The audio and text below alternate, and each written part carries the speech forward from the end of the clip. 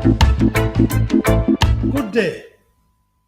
Happy New Year. My wish is for a great New Year to you all. This is the 53rd episode of the Frankly Speaking Jamaica podcast, the first for 2023. Thanks for your support last year. If you haven't yet done so, please subscribe, like, and share this podcast, and feel free to leave your comments on the channel. Desmond says a happy new year will come only with fundamental personal and societal changes. His comments come up next. Krystal Cameron picks up where she left off last year on how sex and family structure shape a society. Now, to my commentary, frankly speaking. Over the New Year weekend, a national event, the intimate concert, took place in St. Anne. And once again, there was on display the incompetence of the authorities and the indiscipline of Jamaicans generally.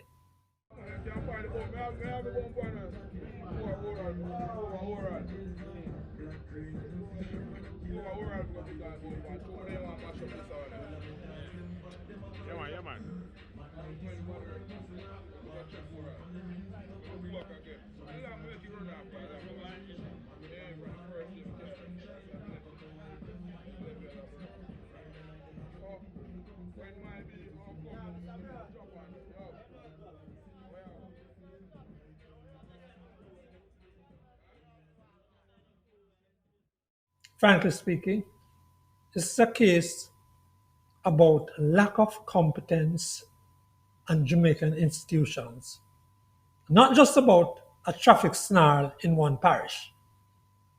By the way, just a passing reference to Sting, also staged over the holidays in St. Anne. It offered a reminder of the need for police training in crowd control. Did you see the plainclothes officers?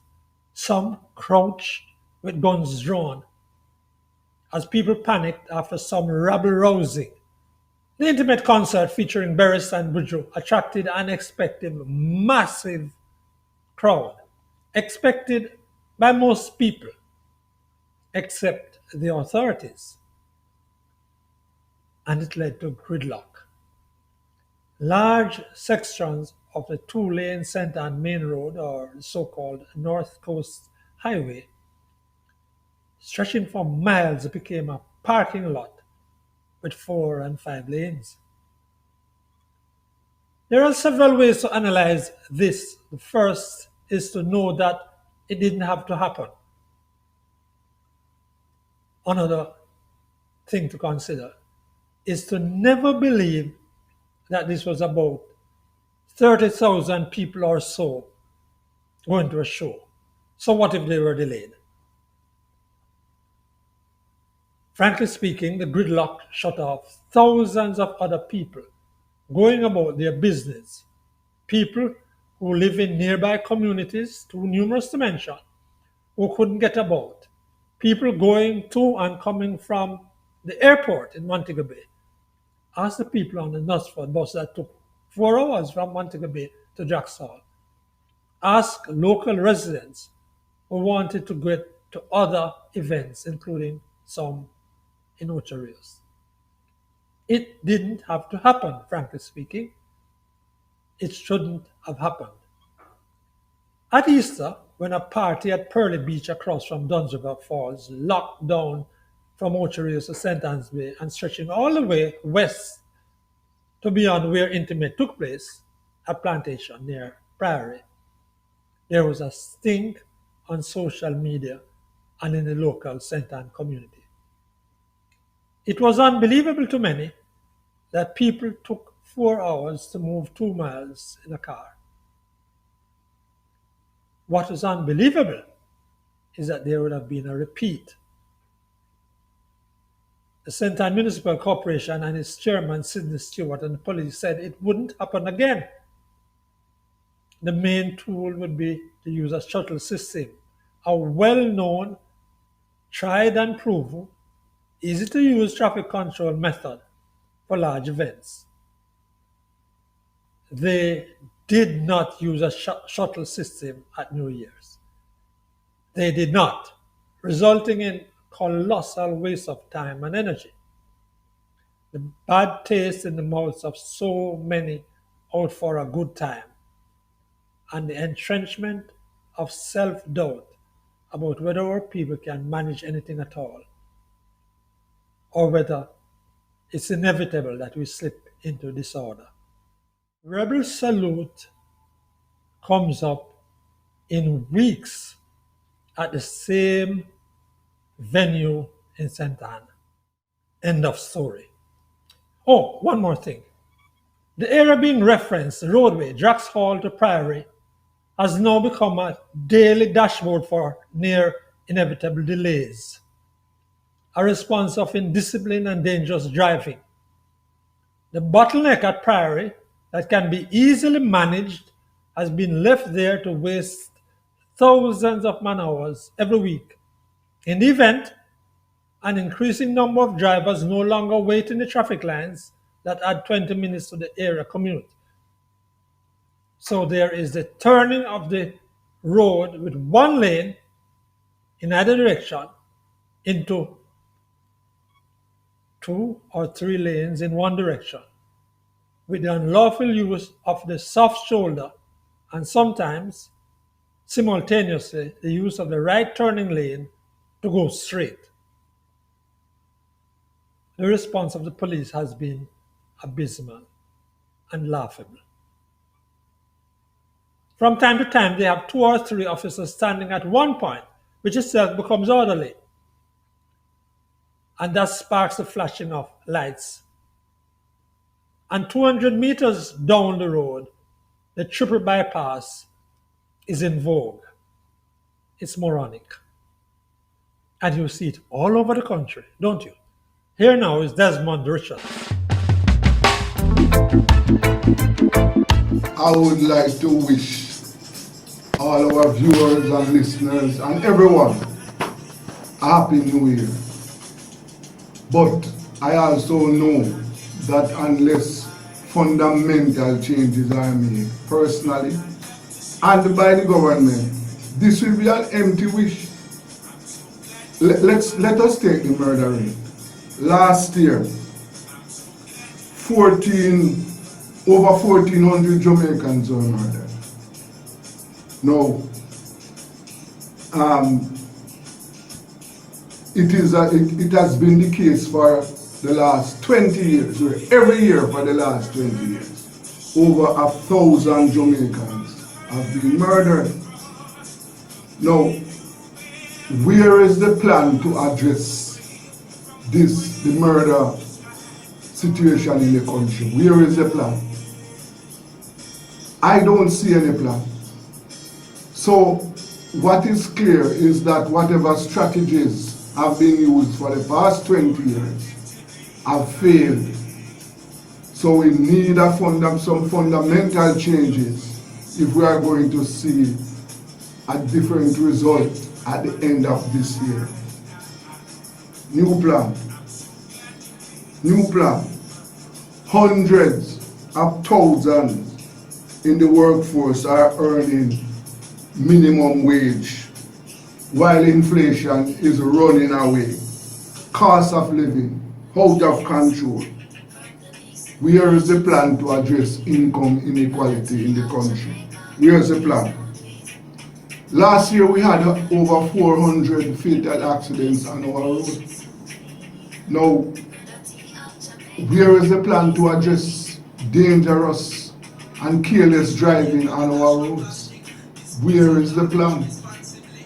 If we don't implement a plan, if we don't address this situation frontally, then next year we are going to repeat what happened in 2022.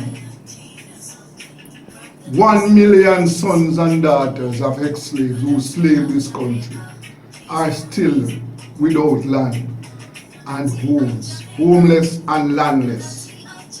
Where is the plan to address landlessness in Jamaica? Where is the plan? Where is the plan to school the children of black Jamaicans who are leaving school unable to read and write. So unless we address these fundamental issues, thousands, hundreds of thousands of Jamaicans are not going to have a happy new year. Now, these are the issues which I suggest should be on the agenda of our leaders and of our people. I am suggesting that the next talks, the Vale Royal talks between the government and the opposition, these are some of the fundamental issues which must be on the table. They must be discussed if we are going to have a happy new year.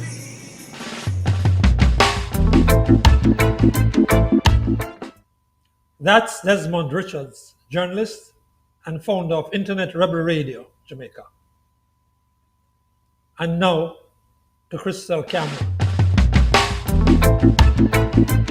He needs to know that there's pain in life.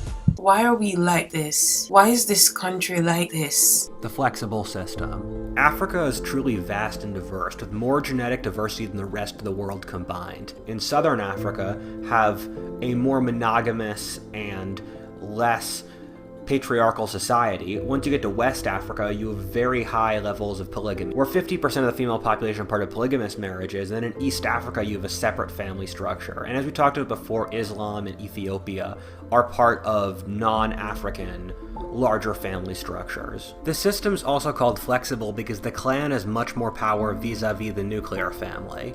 Father might not have as much influence, but the slack is picked up by various cousins, grandpas, uncles, and the like. In most countries before European colonialism, polygamy was practiced, but by a tiny minority of the population. In a lot of countries in Africa, it was the norm for 5% of men to have a third of the women. The flexible system predominates in Africa and echoes through its diaspora.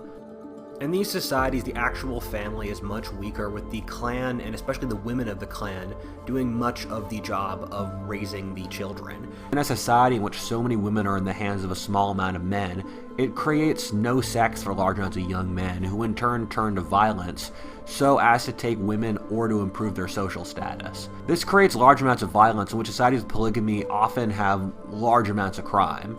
In societies in which the nuclear family and strict family structure is weaker, with the clan being more important, it allows much more male promiscuity. Women tend to be viewed with condescension in much of Africa, while in fact being the bedrock of the society. As J.D. Unwin said in his fascinating book Sex and Civilization, a society's ability to control sex is indicative of its level of development, and once societies lessen sexual restrictions, their level of development falls. This is since men are incentivized to work harder if they know their paternity is assured, and women to put more effort into their children.